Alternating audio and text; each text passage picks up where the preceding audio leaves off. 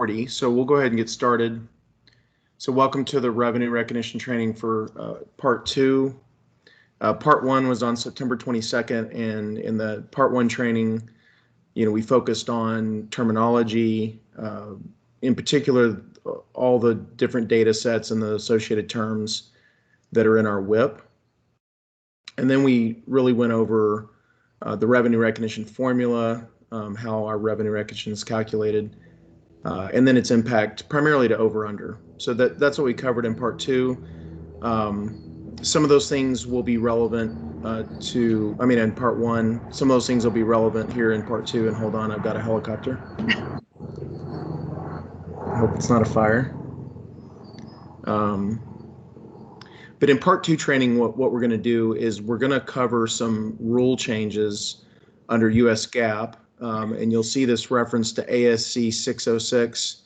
Quite often, that's the technical reference. You may also hear us just reference 606. So if you hear us say 606 in connection with revenue, all that means is the new rules. So what we'll do is we'll cover really not all the rules that are changing. Some of them are very minor, or those of you on the call probably won't have any direct interaction with those rule changes. So we're really trying to focus on elements of the rule changes that are relevant to you. And most importantly, the underlying concepts that we'll be talking to you about as we finish the year and look to change our external financial statements.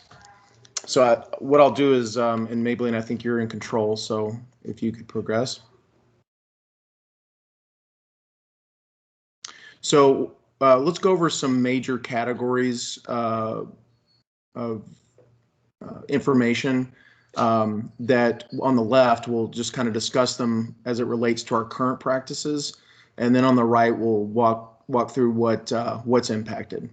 So the first one is our WIP. We talked a lot about that in part 1 training, what the WIP is, the data that's carried in our WIP, and the terminology associated with it. And we focused a lot, of course, on the data elements that are associated with our actual revenue calculation, which the next item is that. So cost-to-cost method is our method of revenue recognition that we talked about in part 1. And then the other thing I want to point out is that for revenue recognition purposes, we generally recognize revenue at the project level. Sometimes that's the same as the contract. If we refer to a contract with, as an IDIQ, then there'll be awards underneath that contract. And so we can just call that the project level. And another way to think about that is it's a single line item within our WIP.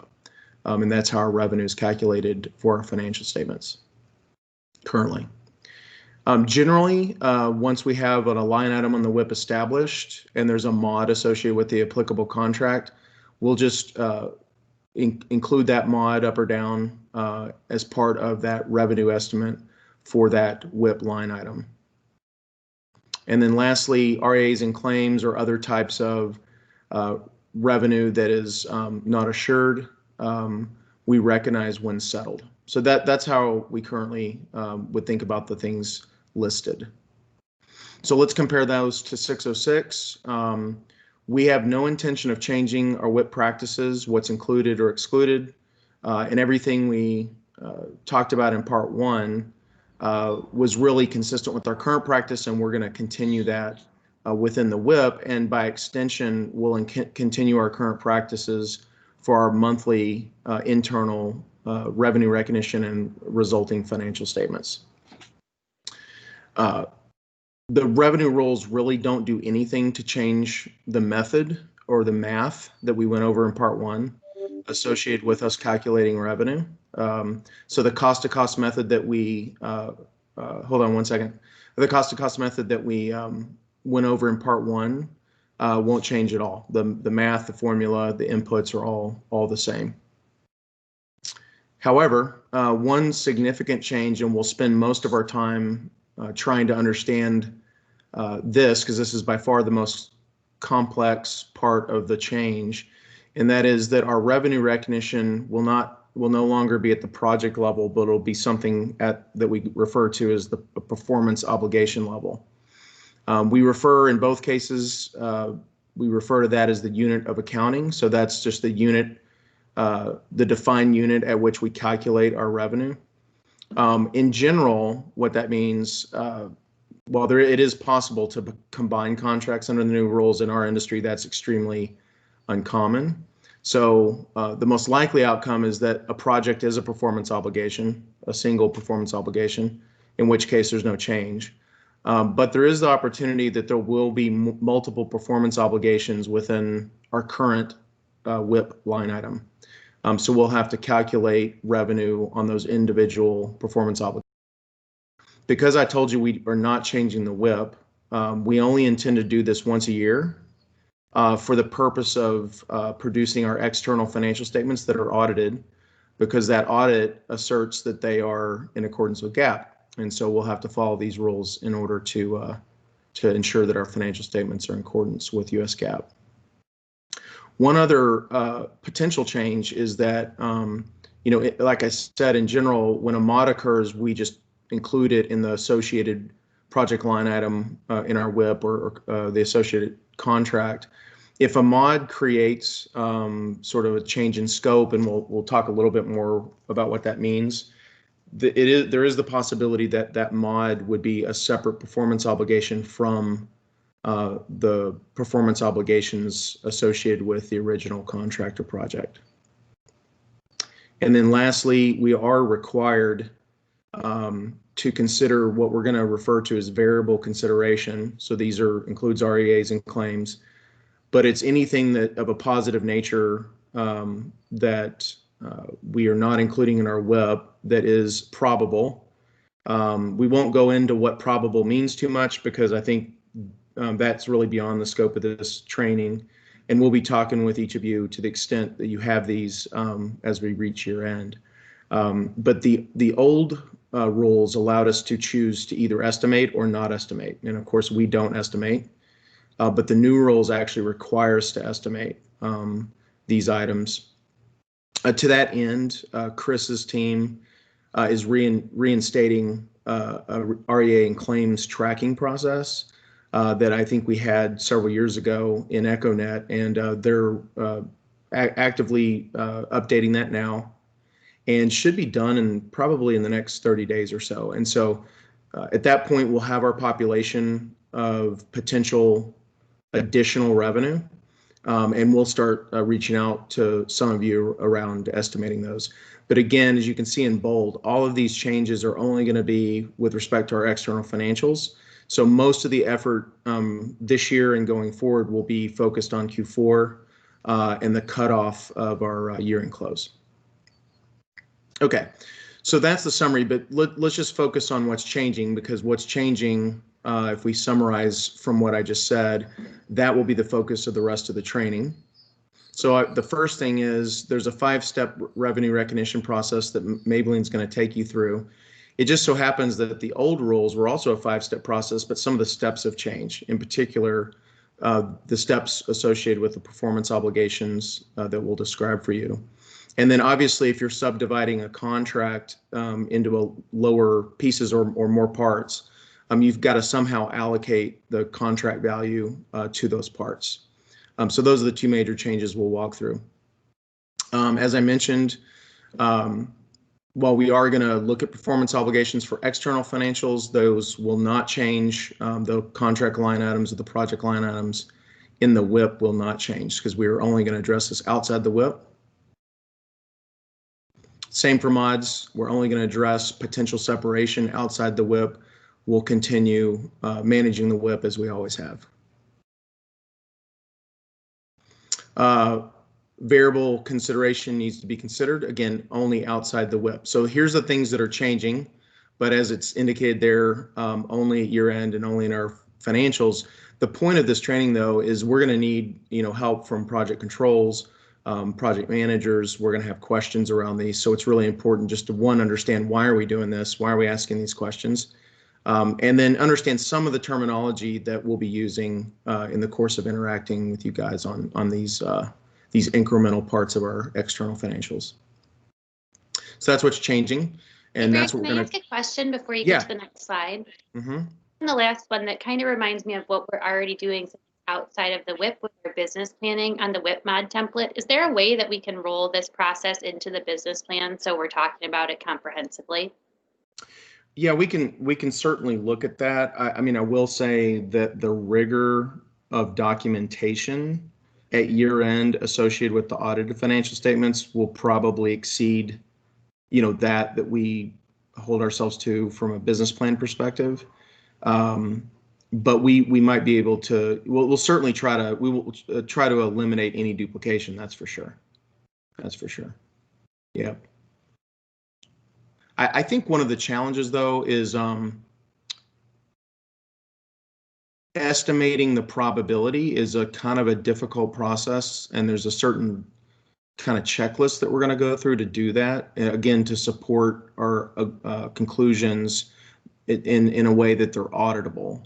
And so the business plan process, we're not going to probably do that level of documentation. So I think it is possible, that we may not come to a probable conclusion in the business plan and then subsequently come to a probable conclusion in the audit or in the closing process for year end. So that's something we're definitely going to need to talk about.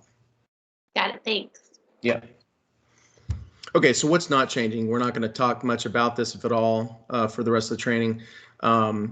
ERAC for the WIP, of course, will not change. This is the same definition we used in part one. It includes our signed contracts, values plus or minus executed mods, and then minus estimated reductions and uncollectible amounts. But of course, that formula does not include potential positive mods, REAs, or claims. Cost-to-cost method won't change. Already stated that. So we're not going to cover anything related to that. That was covered in part one. Okay, so hopefully that level sets what we're doing, why we're doing it, and really what's changing and not changing. So the rest of the training, we're going to be focused on those elements that are effectively changing, at least for our year-end close process. So I will be presenting the updated 5-step process for revenue recognition. We'll be focusing on 2 of the steps with you today, as Brad mentioned, which will be highlighted in orange, as these 2 steps require information from you in order for accounting to successfully accomplish the full process. So the first one is identifying the contract with a customer, including the terms, and that's very little change from what we currently do now. The second one is the big one, identifying the performance obligations in the project. We're going to need your help in analyzing contracts and mods to accomplish this. Next one is determining the project price, and that includes having the amounts of REAs and claims, because we will be including these variable revenue components in our financials. Allocating the project price to individual performance obligations. And lastly, recognizing revenue based on the percentage of completion method by performance obligation. One thing I'll mention real quick, as Maybelline said, can you go back? There you go. Yeah. The contract definitions changed a bit, but we're really not going to probably experience any changes, and we won't often need your help. Occasionally that may be wrong. We may have to reach out on a contract question. Allocating the project price, once we have 2 and 3 done, we'll pretty much do that. Outside the WIP, allocating to the new performance obligations, so that's kind of subdividing our WIP line items, and then incrementally adding anything that we had determined on a variable consideration basis should be added to that for US GAAP recognition. So we'll pretty much do the heavy lifting on that. And then obviously recognizing revenue, the WIP already does that for us. And so the only thing we're doing is layering on the impact of performance obligations and the impact of variable consideration in the year-end financials. So we'll book that outside the WIP in our financials, and really you won't feel the impact of it. On 2 and 3, though, the rest of the training is really focused just on that because we'll need your help, and this is the areas that we'll be engaging you with questions about your contracts. Okay. Okay. So let's talk about promises first in the context of 606. A promise is basically a commitment to provide a good or service, could be labor, activities, materials, resources under the contract. It is essentially the smallest increment of good or service to be provided to a customer within the contract. Every commitment we make within the contract is a promise. We need to make a determination on whether a promise is distinct, keyword. That is, can it operate on its own? Is it valuable independently of other promises? This is where you don't need one promise in order to use the other promise. So, kind of a question to you guys. Can you think of an example of a single promise in a contract that would be a distinct good or service? Anybody?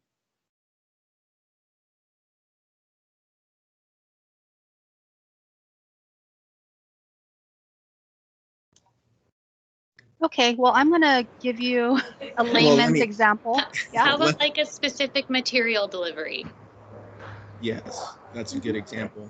Yeah. I would say that in our industry, that's a great example, but in our industry, the answer to that question is really hard, because the most common answer in our industry, in the construction industry, and really in the sort of mixed service U.S. government industry, it's very uncommon for a single promise within a contract to be distinct. But in your normal and everyday life, and Maybelline, I think you've got a couple of examples, it's a little easier to step back and think about our normal everyday life outside of our industry, where a single promise is the service, it's distinct, and it's recognized on its own. Yeah. Yeah. So my example as a layman is buying a blender. It's one promise that's distinct. It works on its own. It's valuable to the customer without needing anything else except the electricity, which is readily available. Any other examples? Okay.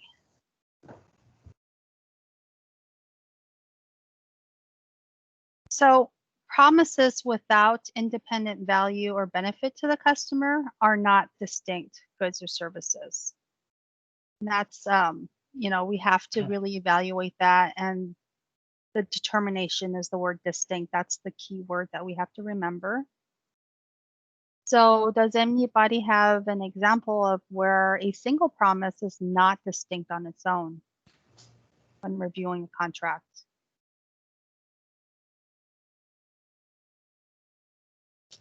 I can provide one.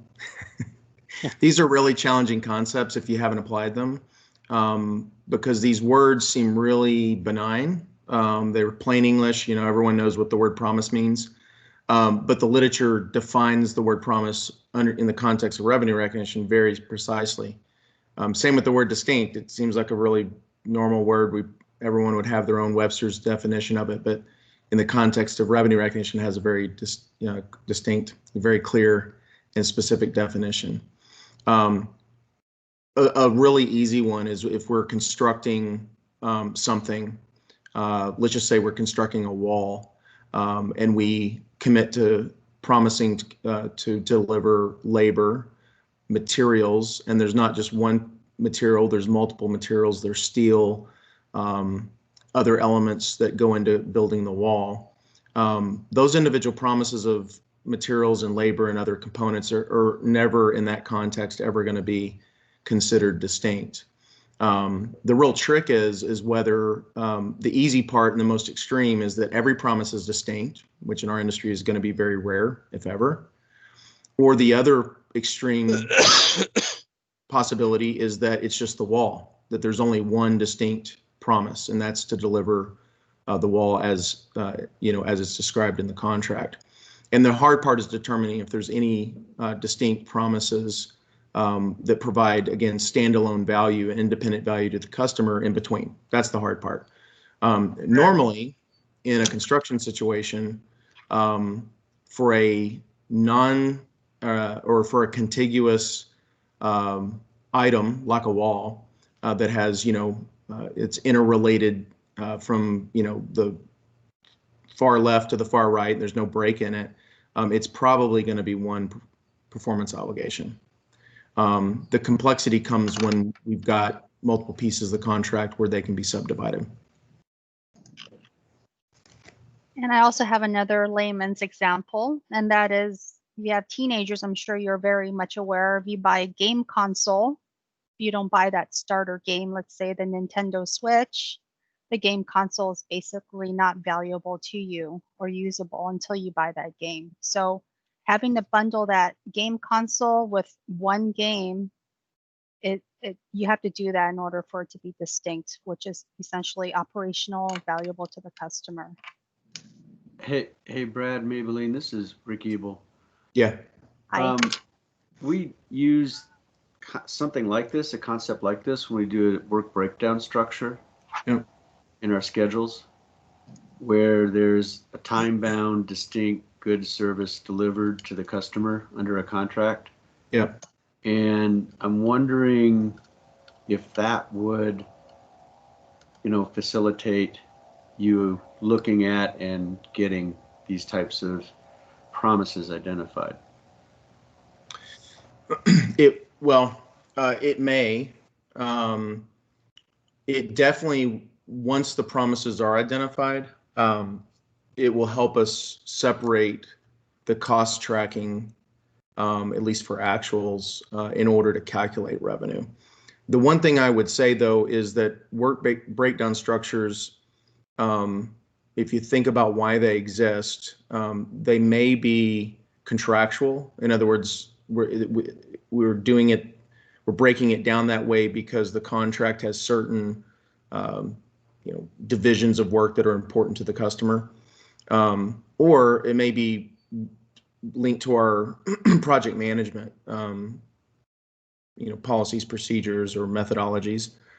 Those may or may not have anything to do with how distinct services are provided within this literature, this 606 literature. The 606 literature is really written from the perspective of the customer, and so sometimes the customer's view and influence over what they think is valuable to them individually might be reflected in the contract, and by extension, our WBS structure might reflect that as well. But you just have to be careful because that's not always the case. But it is something, I think it's a good point. It's something we would definitely look at as an initial indicator of possible performance obligations, I guess. Someone asked the question, what about providing a 1-year warranty? In general, warranties will be separate performance obligations to the extent that they're paid for. If they're part of the contract and they're not paid for separately, it really depends on the facts and circumstances, and there's a whole slew of separate guidance on warranty separation, which we're not gonna go over. But warranty is something that we'll need to look at. One other thing I'll mention on really long-term warranties that are part of the contract price, we'll almost assuredly have to separate those. There is a practical expedient that we might apply that if the warranty is a year or less, we won't potentially separate it. But good question. We're not going to go into more detail on that, but we'll be probably asking you about your warranty terms.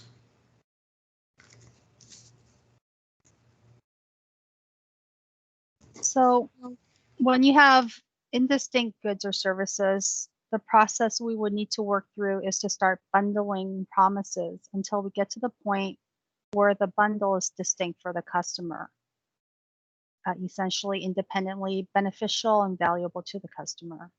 Many times we may need to bundle all the promises to get to a point where the bundle would be considered valuable and independently beneficial to the customer.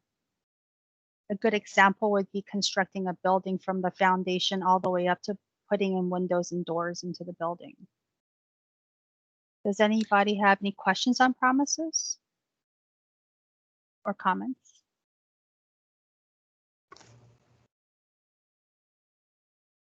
One thing I'll mention, so the literature is very difficult to get through, but each major accounting firm writes white papers that help us kind of interpret the guidance. And one example they provide that's one performance obligation ultimately that represents one distinct service in this on this slide is when you purchase a home, personally. And so there's lots of promises. There's lots of things that might appear to be distinct because you could even argue get multiple subs to do this. But in general, what you're doing is you're buying a house. And if that house is not delivered to spec, you're likely probably going to try not to pay for it. So from a customer's perspective, when you're personally buying a home, generally speaking, that home is going to be many promises grouped together. And so you could start grouping promises, but ultimately you're likely going to get to the house level. All right, so before we move on, because this is really important to the example we're going to provide, and is just to maybe scribble down, there's really three terms that we have to think about when we're assessing performance obligations. That's promises and distinct goods and services, which we're presenting on this page. And then there's one more term that Maybelline will address on the next slide. Yep.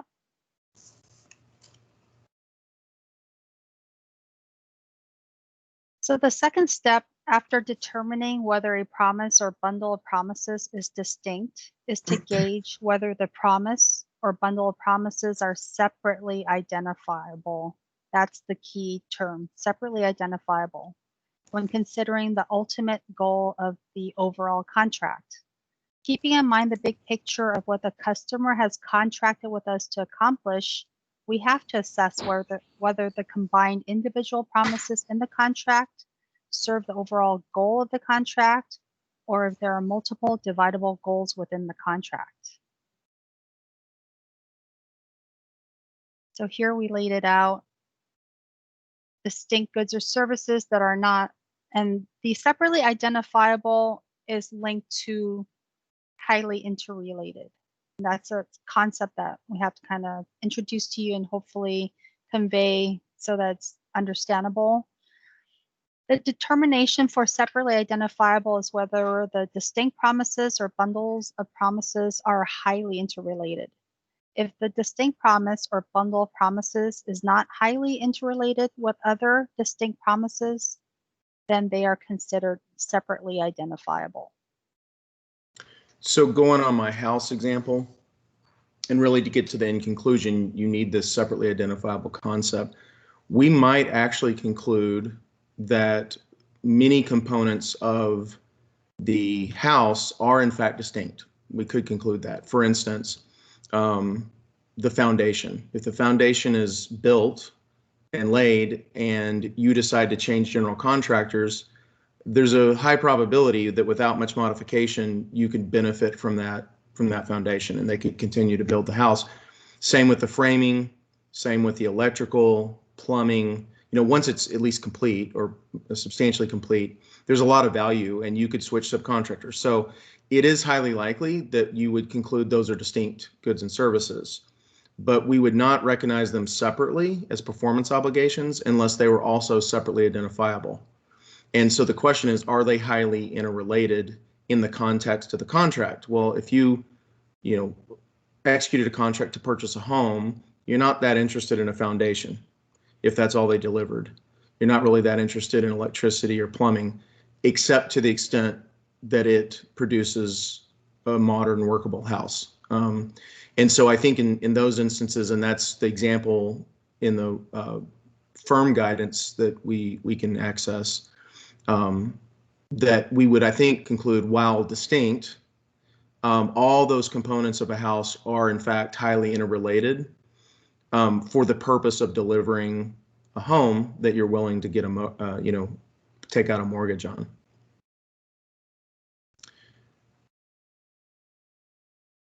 So if they are highly interrelated, separately identifiable, and we'll have to do that process again of bundling the distinct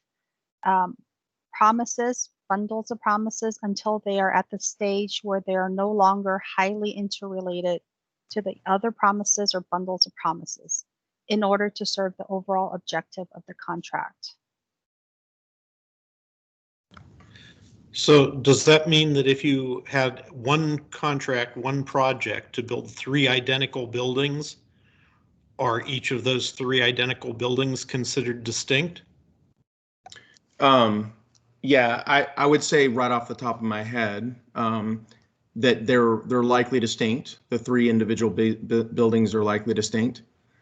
In fact, there's probably services associated with each of those buildings that we would argue are distinct. But then let's take each building one at a time. While there's many services, and I kind of went through that example of foundation work, framing, electrical, plumbing, all the stuff that goes into making a building or a house, we would probably conclude those are distinct, but not separately identifiable from the building as a whole or the home as a whole. Yeah, so, I asked the wrong question. I meant separately identifiable. Yes, and so I think we would. Let's first get to the first building. I think that first building is separately identifiable for sure. The distinct services are not within it. Then the question becomes, well, are they separately identifiable from each other? The 3 buildings from each one. That depends. If those buildings are separated geographically, and there's no engineering link between them, there's no operational link between them from the customer's perspective, they would likely be independent. Even if they're under one contract, they would be separately identifiable. But the real question is if you were to deliver the first building and not deliver 2 or 3, can the customer benefit from that economically? And it just depends on the facts and circumstances. In most cases, however, if you have a non-contiguous building, buildings that are separated from, let's just say a couple miles, the likelihood of them being interrelated or highly interrelated, and that's the highly is important. There might be some connection, but it has to kind of reach to this highly interrelated level. But the likelihood of them being interrelated is probably very low. One example I can provide you from my past is my past employer, we were actually building, modifying, or repairing 500 bridges over 5 years in Pennsylvania. And of course, these bridges were all over the state. Ultimately, we concluded, while there's tons of promises to build or repair a bridge, many of those promises, in fact, were distinct. They weren't separately identifiable except for at each bridge level. And we could not find any evidence that the 500 bridges had any interrelationship between them. And so our performance obligation count for that contract was 500.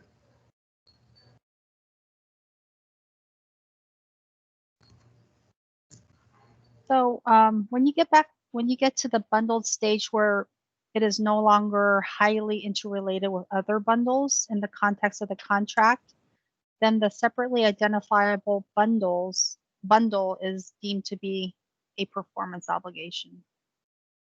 That's how you get to a performance obligation determination. So I think you're probably thinking you accountants are crazy. But this is that we don't write the literature, we just have to implement it.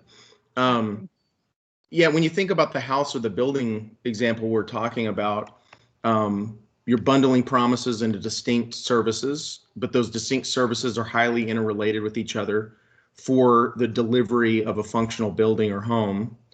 And in that case, you've bundled and bundled until there's nothing left to bundle. You've gotten to the very highest level possible. And so in that instance, there's only one performance obligation.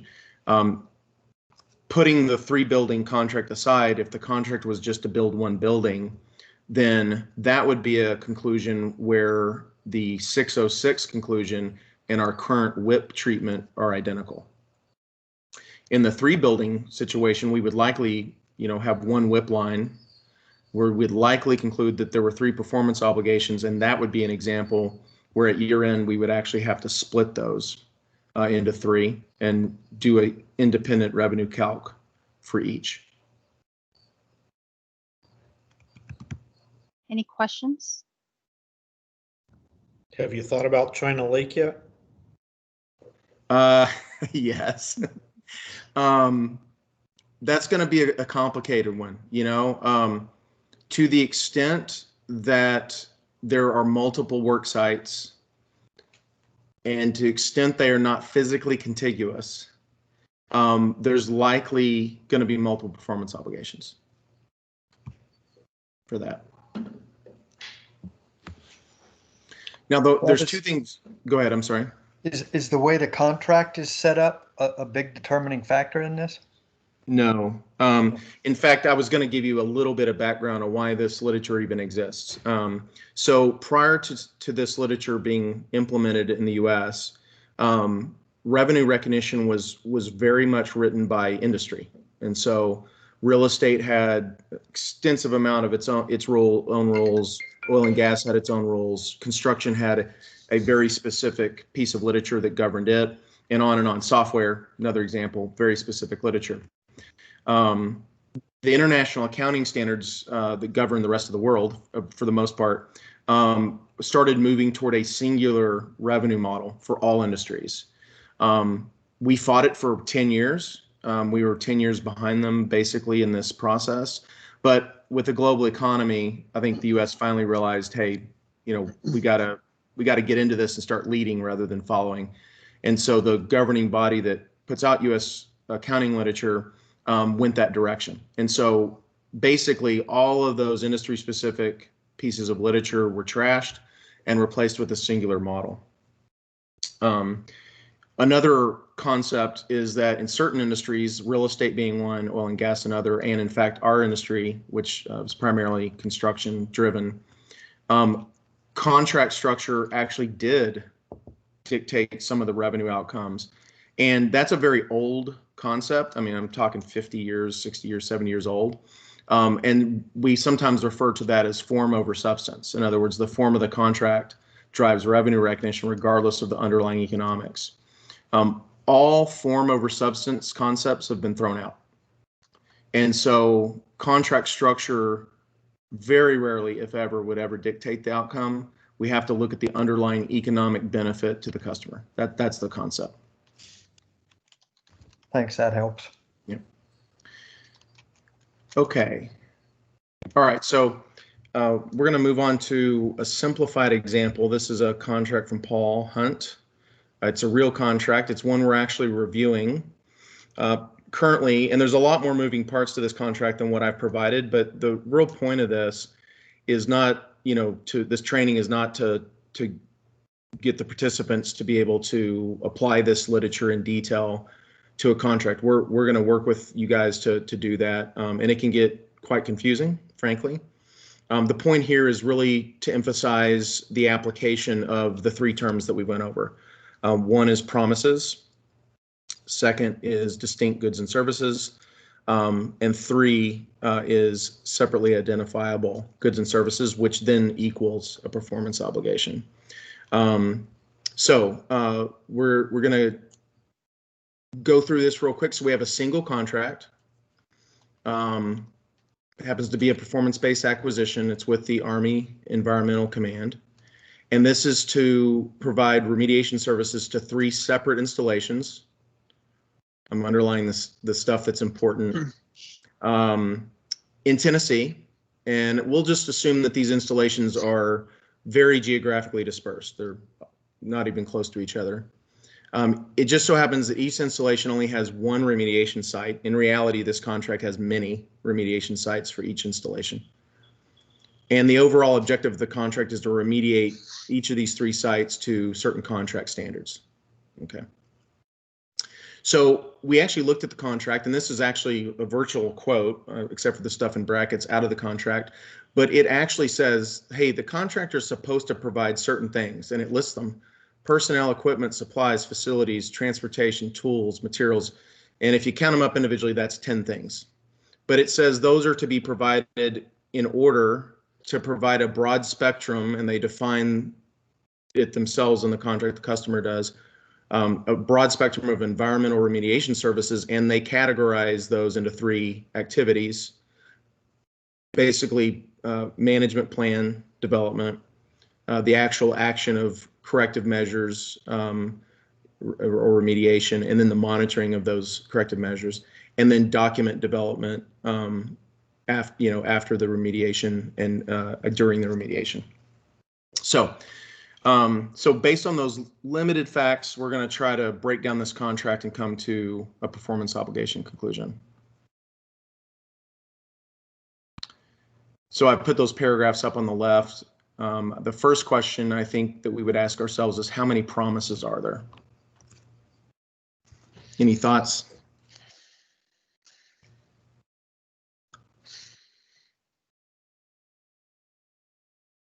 Well, from the paragraph we said earlier, 27. What's that? 27. You got about 9 things in 3 different sites. Yeah, well, that would be one way to count them. I'm going to say there's 10 because they said something like, I think there it said other items and. So I'm going to count that as 2. So I think you probably counted it as 1.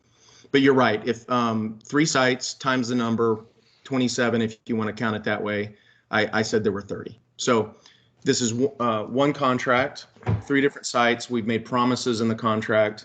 And certainly those promises apply to every site. So there's 30 of them. Next question. How many distinct services are there? So of those 30, 30 promises, how many distinct services do we think exists? And this is the question of, could the customer benefit, at what level could the customer benefit economically from the promises or bundle of promises that we've provided in the contract? So this is a tough one, and a little bit. They're honestly, in the real contract, we're still struggling with this. So there could be lots of answers. I did kind of give you a hint though, and I sort of told you that those 3 services, we're going to assume they're distinct to avoid getting into why they might be. Because there are people that might argue they're not, and that they don't provide value independently, but let's assume that they do. So if we have 30 promises and we're going to assume that the 3 services as defined by the customer are distinct, how many distinct services are there? 9. Yep. So 3 sites, 3 services each, that's 9. So 9 distinct services in the contract. Continuing down our process, how many of the distinct services are separately identifiable?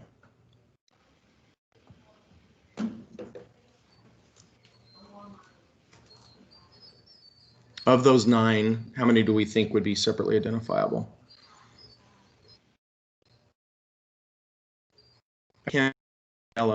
I asked you to assume that those 3 services that we agreed were distinct are in fact highly interrelated. 3. Yep. 3 times 3.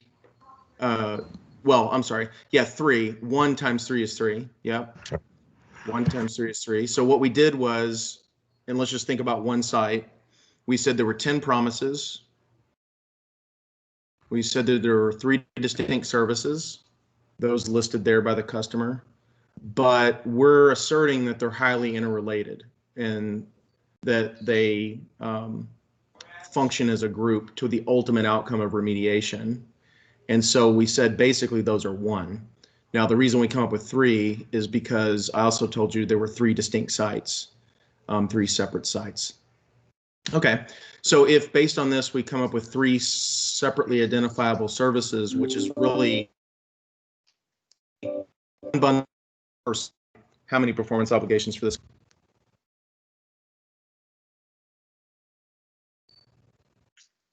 I think on the prior couple of pages we said separately identifiable equals PRO, so that would be 3.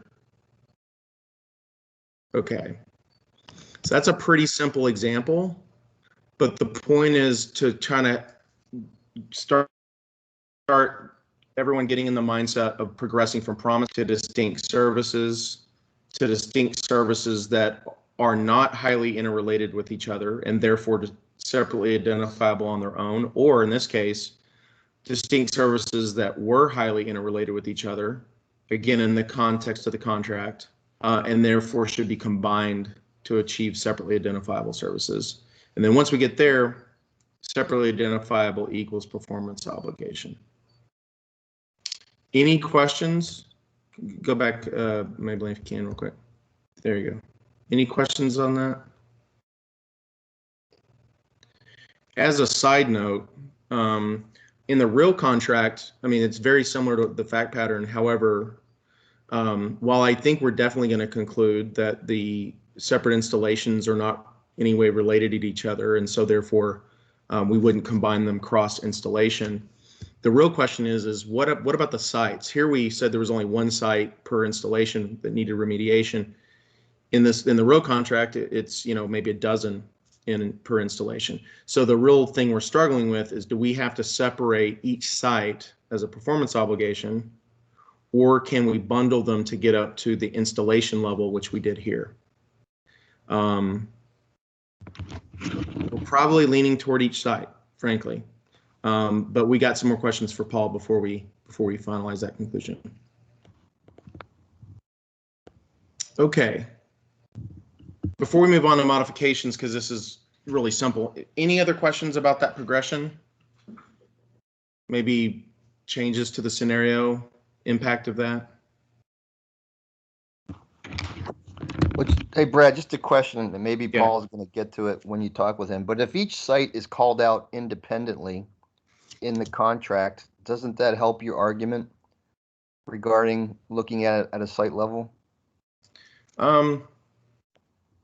I mean, potentially. You have to look. I think you have to look at why is the site called out, and the fact that it's called out. The fact that it's called out is in and of itself not necessarily indicative of anything.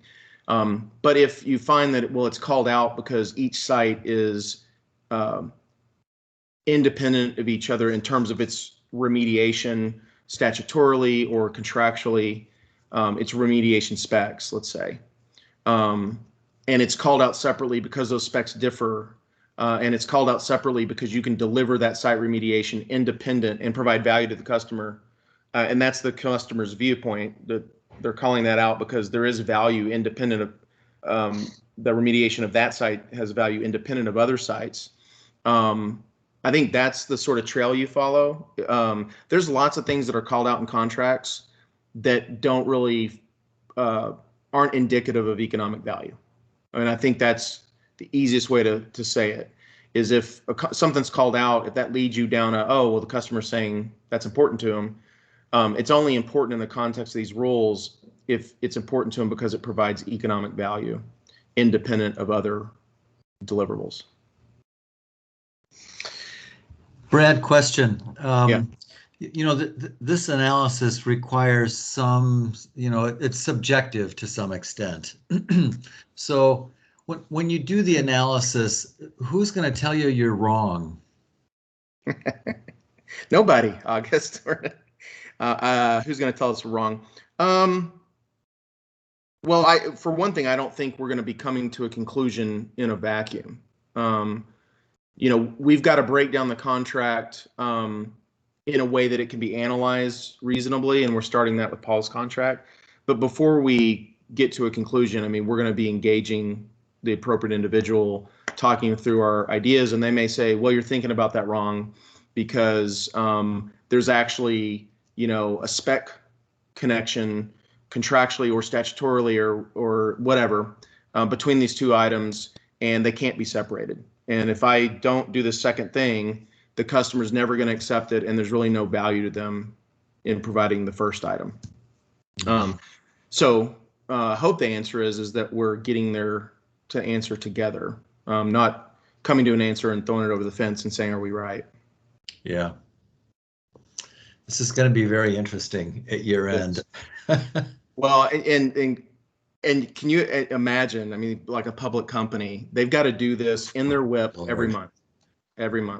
Yeah, it's a challenge for sure. So I agree, August. This can be somewhat subjective. One of the guidelines I use in my thinking is if it gets too subjective, we're on the wrong track. There needs to be substantive economic factors we're talking about, not, arguing semantics, right? So if we're arguing semantics, something's gone awry in that argument, and could indicate that there aren't any economics. There is no economic substance. If we find ourselves arguing about semantics, then maybe it's because we're looking for something that's not there. Yeah, and I'm probably getting way ahead of myself, but I think getting the right schedule of values and a cost-loaded schedule eventually is going to help us, work through some of the numerical part of the analysis. Yeah. But we'll have to think about that later, I think. Agreed. One other example, well, we don't have time for it. I was going to talk about the COVID contract. Maybe we can talk offline. Yeah, sure. It's an interesting one to think through. And there's a lot of elements to that might feel like we would maybe break it down to each hospital room. I don't think we would do that, but that's probably the lowest level you would ever get to. And then you'd have to think about, well, why would that not be the right answer? And you start combining stuff. And I think that's a good one to think about because it's also a cost reimbursable contract. So it is. You can do this analysis, but you can't do it in the vacuum of the type of reimbursement that contract is. True, and it's a great point. I'm glad you brought it up. The nature of payment, whether it's fixed price or cost reimbursable, should have absolutely no bearing on our conclusion.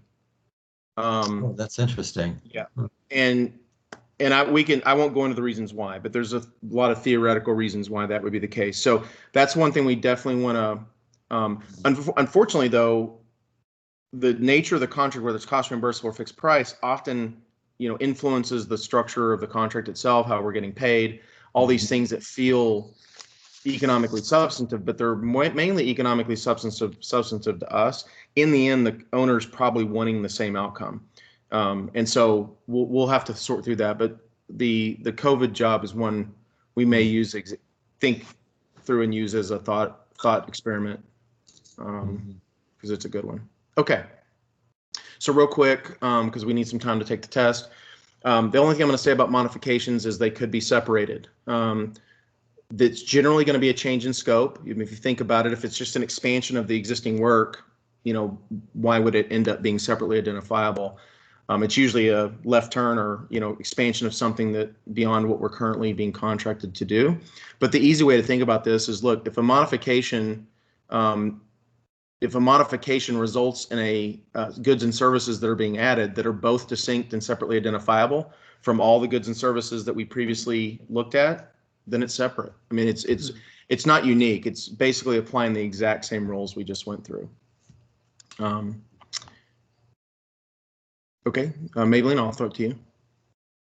Okay, so with the project price, estimated revenue at completion is essentially signed contracts plus or minus executed mods, less estimated reductions and uncollectible amounts.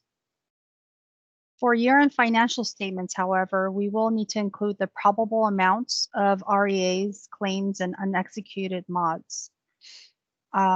Our formal comprehensive review and journalizing process to include these will be conducted annually, however, periodically. And we do want to stress, again, that your estimated revenue at completion in the WIP will not change from our current practice.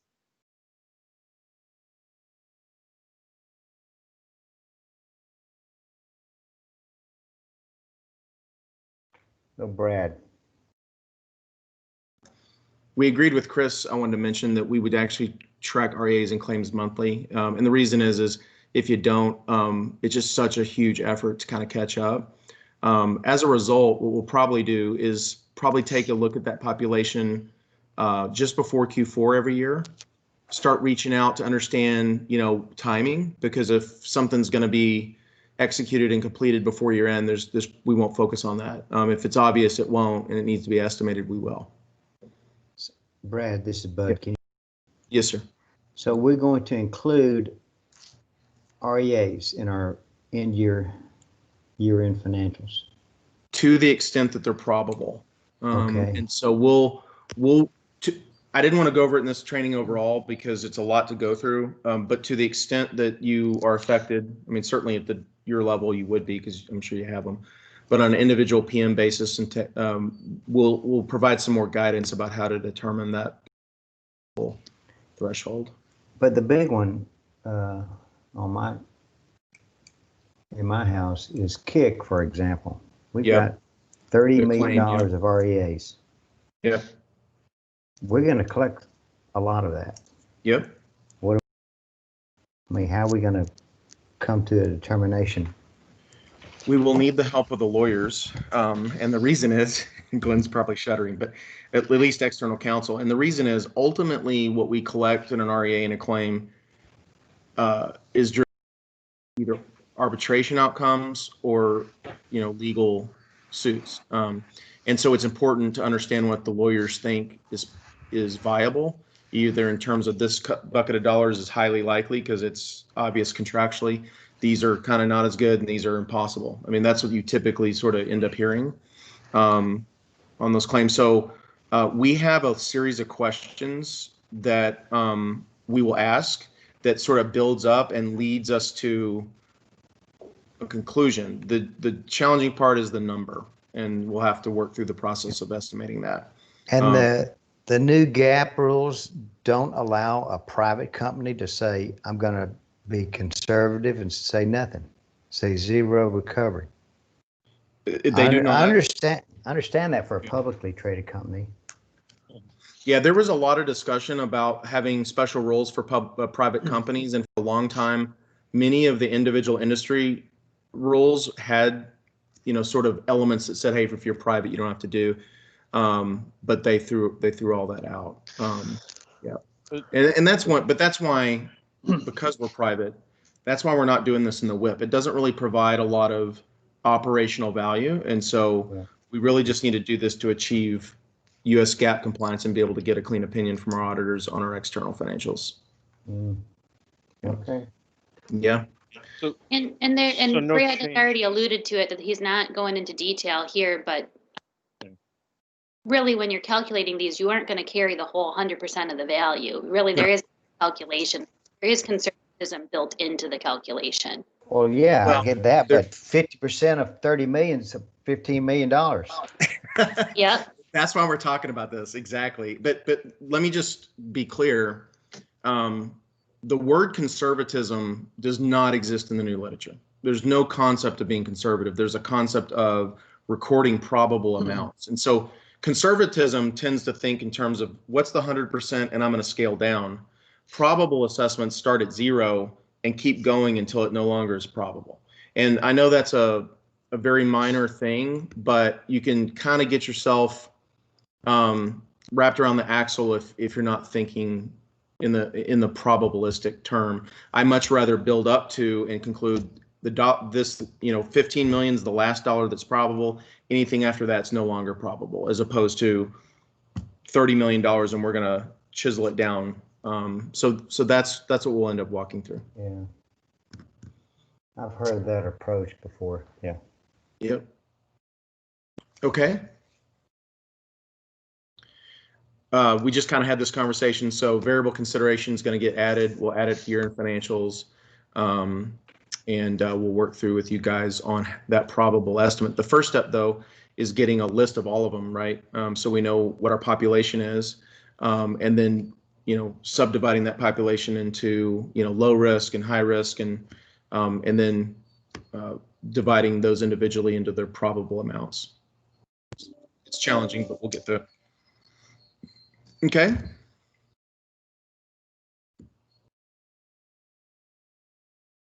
So I'm going to share with you the areas where we're going to need your help.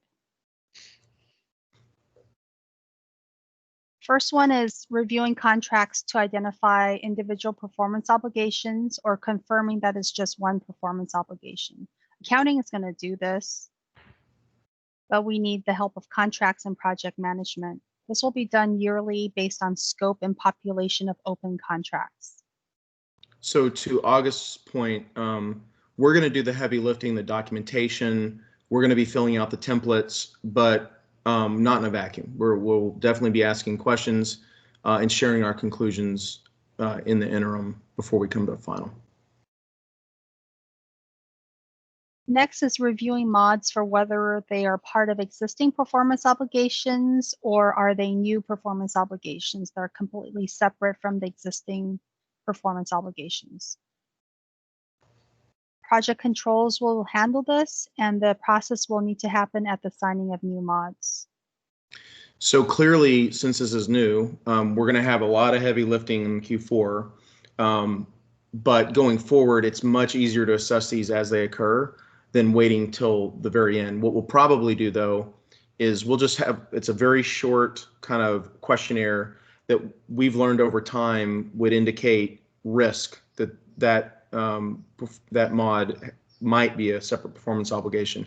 And that'll help us sort of call out the ones that have low risk. If we can get our auditors to sign off on the process, we're not deep diving into every mod. We're only asking a few questions, and then that helps us identify the ones that are risky.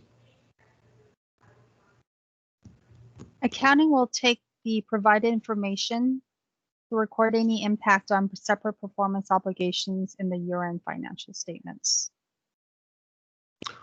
Once we all agree on what the performance obligations are, it's all math after that. And so it's just data gathering and calculation. There will be a uniform shared REA and claims tracking database that will need to be up to date throughout the year that the accounting team can extract data from. Contracts will maintain this monthly. We will use the updated approach to arriving at REA and claims values and provide documentation to back up the judgments used. Legal and accounting will review and assess this semi-annually. So again, these are lead departments, the ones that are most engaged in the documentation. With you in Bud's example, his opinion about KIC and coming to that probable amount. And lastly, accounting will record the impact of the probable variable considerations in the year-end financials once a year at year-end. And again, the resulting adjustments will be made only to the financials and not in the WIP. Any questions or comments?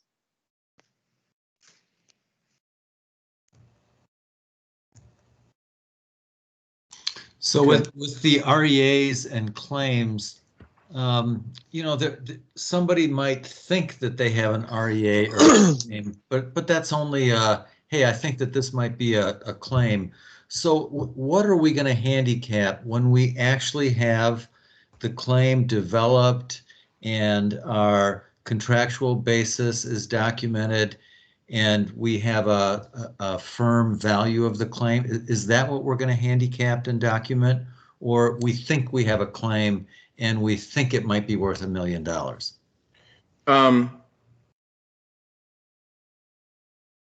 The bottom line is that we should estimate any claim that has been submitted. So obviously we know the amount in that instance, and any claim that has yet to be submitted that it is probable we will submit. So there are instances where claims are way too early. The facts aren't clear, and we'll have to document that. And in other words, our estimate right now is 0. Like, don't have a clue. Clearly, the ones we've submitted, we need to assess. And the ones that live in that sort of purgatory where we're still developing them, there's probably some amount that we know of, and even though it hasn't been formally submitted, that we should assess. Yeah. But I think that's why too the monthly tracking is important, because these things develop over time, and so we won't be looking at them and trying to understand these things right at year end. You know, hopefully we'll be kind of, as we enter Q4, we'll start kind of trying to solidify between that list that's being tracked which ones are estimable, which ones are clearly not, and get a definitive population that we're going to work on. And this discussion has all been toward revenue recognition, but with REAs and claims that we might recognize as revenue, what are we going to do about the net margin?